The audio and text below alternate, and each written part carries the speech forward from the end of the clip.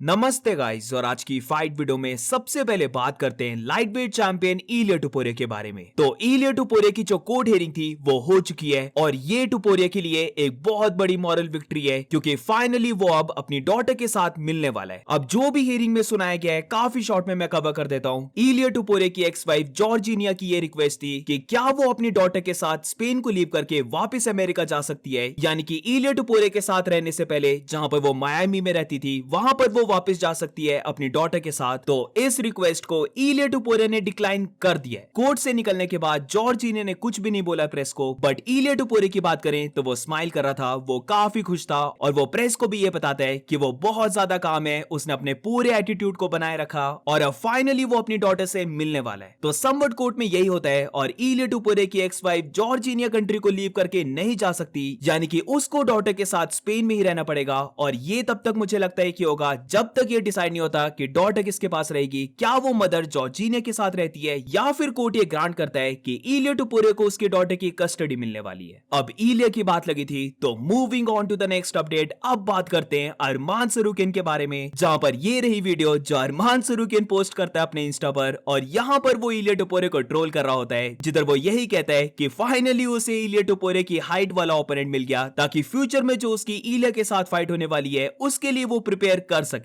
इसी के साथ अरमान सरूकिन ये भी कहता है कि कौन ये बोलता था कि वो अपने से शॉर्ट ओपोनेंट के अगेंस्ट डबल लेग टेकडाउन्स को शूट नहीं कर सकता, क्योंकि वीडियो में वो ये चीज कर रहा होता है। नॉट गोना लाई, अरमान की स्केट काफी फनी थी, बट इससे फनी बात ये है कि अरमान सरूकिन और इलिया टुपुरिया की हाइट जो है वो बिल्कुल सेम है। दोनों ही 5'7" है और लाइट वेट डिवीजन के कंपैरिजन में दोनों का थोड़ा सा छोटा साइज रहता है। बट हाँ, ये जो अरमान ने वीडियो को डाला था ये एक्चुअली में थोड़ी सी फनी थी। Where is a moving on, तो अब बात करते हैं कॉनर मैग्रेगर के बारे में, जहां पर बहुत टाइम के बाद मैं कॉनर की बात कर रहा हूं और ये बात करना बनती है क्योंकि गाइस फाइनली ये लग रहा है कि कॉनर मैग्रेगर एक्चुअली में व्हाइट हाउस में फाइट करने वाला है। मल्टीपल बातें कॉनर की, जहां पर सबसे पहले तो जो वो माइक टाइसन से मिला था तो उन दोनों के बीच में जो बात हुई थी उसकी एक न्यू वीडियो निकल के आई है, जहां पर माइक टाइसन का ट्रेनर या फिर उसका मेंटोर बोलो, जिसकी वजह से माइक टाइसन जो माइक टाइसन बना है वो एक्चुअली बना था। तो कस डियोमाटो को कॉनर यहां पर कोट करते हुए बोलता है कि व्हाट टू किस सो लॉन्ग, यानी कि उसने इतना ज्यादा टाइम क्यों लिया कम बैक करने का। इस चीज ने उसे बहुत ज्यादा मोटिवेट किया और वो भी ये सोचता है कि वो इतने टाइम से क्या कर रहा है, क्यों नहीं वो वापस आ रहा है फाइट करने के लिए। और अब उसने डिसाइड कर लिया है कि वो कभी भी फाइट करना नहीं छोड़ेगा, वो तब तक फाइट करता रहेगा जब तक वो गॉड से नहीं मिल जाता। थोड़ी सी एग्जैजरेशन होगी है यहाँ पर, क्योंकि कॉनर यहाँ पर लिटरली बोलना चाह रहा है फाइट टिल डेथ, जो कि ऑब्वियसली नहीं होने वाला है। But we all know Conor कैसा है, हमेशा उसके अंदर वो फाइटिंग स्पिरिट रहता है और बेशक वो कंपीट ना कर पाए, बट ऐसा हो सकता है कि वो एग्जीबिशन मैचेस कर रहा है या फिर वो किसी तरह इन्वॉल्व है, जैसे कि उसने बीकेएफसी में पार्टनरशिप कर ली है, तो काइंड ऑफ वो इनडायरेक्टली फाइटिंग वाले स्पिरिट में ही रह रहा है। बट ये तो मैं बहुत ही आगे चले गया। अभी तो सबसे ये मैटर करता है कि क्या कॉनर मैग्रेगर रियली अपना कमबैक करने वाला है या फिर कमबैक होने ही नहीं वाला है। लास्ट टाइम शायद से जहां तक मुझे याद है तो 303 का कार्ड था जहां पर कॉनर इंजर्ड हो जाता है और फिर फाइट उसकी माइकल चैंडलर के साथ नहीं हो पाती है। तो तब तुम बोल सकते थे ना तो इतनी ज्यादा हाइप थी और ऐसा लग भी नहीं रहा था कि कॉनर सच में अपना रिटर्न करने वाला है। बट इस बार तुम अभी स्क्रीन में भी देख रहे होंगे कॉनर मैग्रेगर रियली ट्रेनिंग को सीरियसली ले रहा है, वो इन शेप लग रहा है, वो प्रॉपर वे से ट्रेनिंग कर रहा है, ग्रैपलिंग भी कर रहा है, स्ट्राइकिंग भी कर रहा है और अभी उसका बस यही एम है कि वो व्हाइट हाउस में अपना रिटर्न करे। 99% तुम बोल सकते हो सबको पता है कि कॉनर के रिटर्न में जो उसका ओपोनेंट होगा वो माइकल चैंडलर ही रहने वाला है। फाइनली रेड पैंटी नाइट तुम बोल सकते हो, बट रिसेंटली जो कॉनर ने एक ट्वीट को डाला था उससे समवट माइकल चैंडलर को घर पे बैठे हुए मिनी हार्ट अटैक आ गया होगा। स्टार्टिंग की लाइंस को पढ़ के माइकल चैंडलर सच में थोड़ा सा शॉक हो गया होगा, क्योंकि कॉनर यहां पर कॉल आउट करता है फ्लॉयड मेवेदर को। जब फ्लॉयड और कॉनर की बॉक्सिंग फाइट होने वाली थी तो फ्लॉयड ने एक बहुत बड़ी चीज को बोल दिया था कि वो कॉनर के साथ एमएमए में भी फाइट कर लेगा और इसी चीज को अब रिसेंटली कॉनर ने कॉल आउट किया है, जहां पर वो फ्लॉयड को बोल रहा है कि एमएमए में फाइट करने का जो उसने प्रॉमिस किया था वो अपने प्रॉमिस को कब फुलफिल कर रहा है। वो दोनों व्हाइट हाउस में फाइट कर सकते हैं और यही चीज मैं बोल रहा था। माइकल चैंडलर ये पढ़ के थोड़ा सा शॉक हो गया होगा, बट फिर कॉनर अगली लाइन में यही एड्रेस करता है जहां पर वो माइकल चैंडलर को बोल रहा होता है कि वो बस मजाक कर रहा है। बट इसके बाद आई नो कि कॉनर ने ये बहुत सीरियसली बोला होगा कि वो रेडी है Michael Chandler as well as Floyd Mayweather के साथ सिंगल लाइट में फाइट करने के लिए, और एंड में वो लिखता है कि वो फ्लॉयड मेवेदर को 10 सेकंड्स में ही फिनिश कर देगा। लेट्स बी ऑनेस्ट, एमएमए और बॉक्सिंग का कोई मैच नहीं है, ये कोई बॉक्सिंग मैच नहीं है जहां पर कोई एमएमए फाइटर या फिर कोई ओल्ड फाइटर 5 से 6 राउंड्स निकाल दे रहा है, या फिर तुम बोल सकते हो जो जेक पॉल ने फाइट की एंथनी जोशुआ के साथ जहां पर वो इतने राउंड्स तक सर्वाइव कर गया। तो MMA is not boxing, boxing, यहाँ पर अगर कोई ऐसे गूफी मैचेस को बनाया गया तो आई गारंटी यू फर्स्ट या फिर सेकंड राउंड से आगे फाइट नहीं जाने वाली है। Floyd versus Conor MMA bout की बात करें तो लेट्स बी ऑनेस्ट, 1 मिनट से आगे ये फाइट नहीं चलने वाली है। और अब moving on to the next update, तो अब बात करते हैं light heavyweight fighter Jiri Prochazka के बारे में, जहां पर रिसेंटली बहुत सारे रूमर्स चल पड़े थे कि यिरी प्रोहास्का की नेक्स्ट फाइट कार्लोस अल्बर्ग के साथ होने वाली है। अब वो fight interim light heavyweight championship belt के लिए होगी या फिर वो अनडिस्प्यूटेड चैंपियनशिप बेल्ट के लिए होगी, जहां पर एलेक्स परेरा या तो कंपीट नहीं करेगा या फिर वो अपनी बेल्ट को वेकेट करने वाला है। तो बेसिकली ये सारी टॉक चल रही थी, बट अब जाकर यिरी प्रोहास्का ने एक वीडियो को पोस्ट कर दिया है जहां पर वो सारे क्लेम्स को फॉल्स बता देता है और ये बोलता है कि जो रूमर्स चल रहे हैं वो अभी कंफर्म नहीं हुए। यिरी प्रोहास्का वीडियो को पोस्ट करते हुए ये बोलता है कि उसके कार्लोस अल्बर्ग के साथ जो फाइट रूमर्स चल रहे हैं वो ट्रू नहीं है, और अगर वो बस अपनी बात करे तो वो चाहता है कि वो एंड ऑफ द मार्च तक फाइट कर ले, क्योंकि अप्रैल में उसका बेबी होने वाला है। इसी के साथ यहाँ पर यिरी ने एक बहुत ही इंटरेस्टिंग बात को बोला है कि वो चाहता है कि उसकी नेक्स्ट फाइट बेल्ट के लिए हो, तो अगर उसकी कार्लोस अल्बर्ग के साथ फाइट होती है तो इसको मान के चलो कि एलेक्स परेरा की या तो सुपर फाइट होने वाली है जॉन जोन्स के साथ, या फिर एलेक्स परेरा जाने वाला है हैवीवेट डिवीजन। और अब moving on to the next update, तो अब बात करते हैं वेल्टरवेट फाइटर माइकल मोरालेस के बारे में। तो कल माइकल मोरालेस के साथ बहुत ही ज्यादा अजीब चीजें हो रही है, जहां पर टेपोलॉजी के बारे में सबको पता है कि वो तुम बोल सकते हो नंबर 1 इन द वर्ल्ड है। जब रिकॉर्ड्स को बताने की बात आती है हर कोई टोपोलॉजी को देखता है। तो जैसे कि अभी हमें पता है कि माइकल मोरालेस का रिकॉर्ड 19-0 अनडिफीटेड शो करते हैं, तो होता यह है कि टोपोलॉजी माइकल मोरालेस के स्कोर को अपडेट कर देती है, जहां पर उसका स्कोर वो बना देती है 21 का। अब 21 का रिकॉर्ड है, यानी कि Michael Morales no longer undefeated बचा और उसके रिकॉर्ड में अब एक लॉस आ चुका है, जहां पर टोपोलॉजी फिर एक वीडियो को भी प्रोवाइड करती है जहां पर हम देख सकते हैं माइकल मोरालेस ट्रायंगल चोक से बीट हो गया है। तो इसी वीडियो को शो करते हुए टोपोलॉजी माइकल मोरालेस के एक विन और एक लॉस को ऐड कर देती है, यानी कि माइकल मोरालेस का रिकॉर्ड 21 का हो गया था।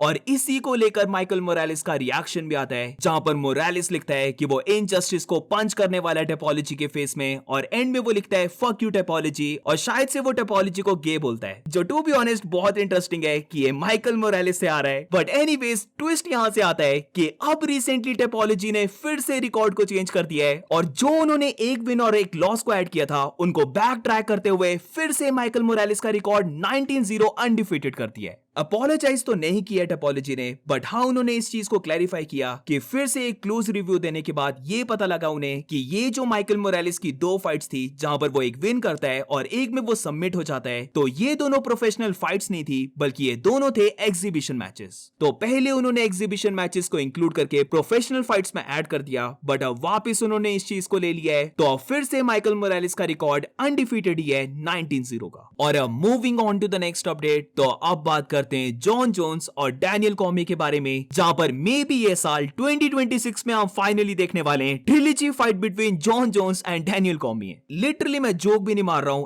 एक्चुअली में जॉन जोन्स और डैनियल कॉर्मिये कंपीट कर सकते हैं एक दूसरे के साथ, जहां पर रिसेंटली डीसी एक वीडियो को पोस्ट करता है और जो वो एक रशियन एएलएफ रियलिटी शो में कोचेस बने उसको लेकर बोल रहा होता है कि उसके और जोन्स के बीच में बहुत ज्यादा आर्ग्यूमेंट हुई है, और जब ये आर्ग्यूमेंट इस पे आ गई कि उन दोनों के बीच में बॉक्सिंग मैच हो जाए तो वो इस कॉल आउट को एक्सेप्ट कर लेता है। यहाँ पर डैनियल कॉर्मिये बोल रहा है कि उसने जॉन जोन्स के अगेंस्ट बॉक्सिंग मैच को एक्सेप्ट कर लिया है, और कभी भी इस मैच को बनाया जाता है तो वो डेफिनेटली जॉन जोन्स के साथ बॉक्सिंग फाइट करेगा। इमीडिएट रिएक्शन मेरा ये था कि ये डैनियल कॉर्मिये के लिए बहुत बुरी चीज है, क्योंकि जॉन जोन्स को बस और बस बॉक्सिंग में हराना ये इम्पॉसिबल मान के चलो डैनियल कॉर्मिये के लिए, क्योंकि डैनियल कॉर्मिये एक ऑलराउंड फाइटर था जिसकी मेनली बहुत ज्यादा स्ट्रॉन्ग ग्रैपलिंग थी, और जॉन जोन्स को बस और बस बॉक्सिंग में हराना, जहां पर अब तो डीसी का लगता भी नहीं है कि वो स्ट्राइकिंग को ट्रेन भी करता होगा, तो मेरी ओपिनियन में ये डीसी का सुसाइड है, क्योंकि नो वे कि वो जॉन जोन्स को बॉक्सिंग मैच में बीट कर सकता है। अब ईगो में रखकर डैनियल कॉर्मिये ने इस कॉल आउट को एक्सेप्ट कर लिया है, और ये चीज अगर तुम पूरी वीडियो को देखोगे तो डैनियल कॉर्मिये ने खुद बोली है कि जब भी वो जॉन जोन्स के अराउंड होता है तो उसके अंदर से वो जो कंपेटिटिवनेस है वो डेफिनेटली बाहर निकल के आ जाती है, तो इसी की वजह से डीसी ने बॉक्सिंग मैच को एक्सेप्ट कर लिया है। अब ये तो वो चीज है जो डैनियल कॉर्मिये को कभी भी नहीं करनी चाहिए, वरना ये मान के चलो वन साइडेड मैच होगा। बट इसके साथ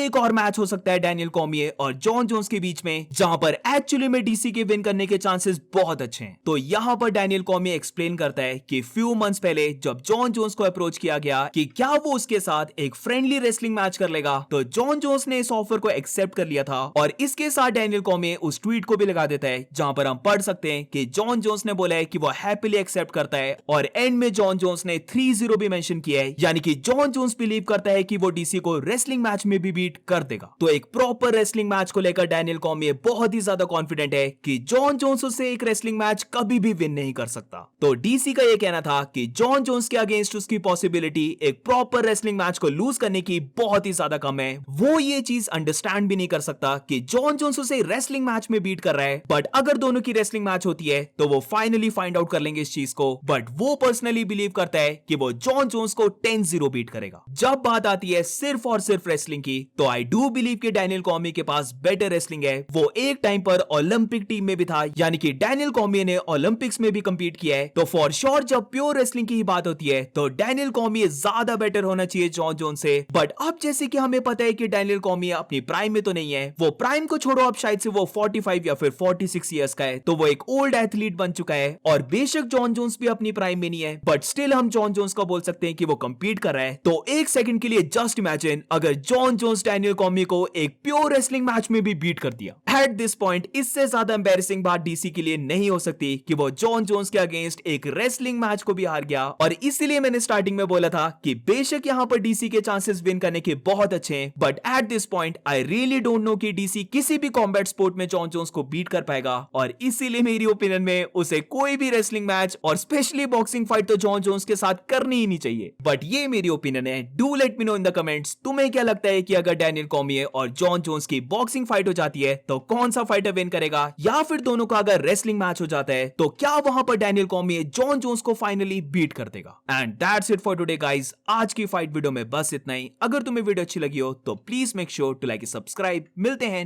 नेक्स्ट वीडियो में।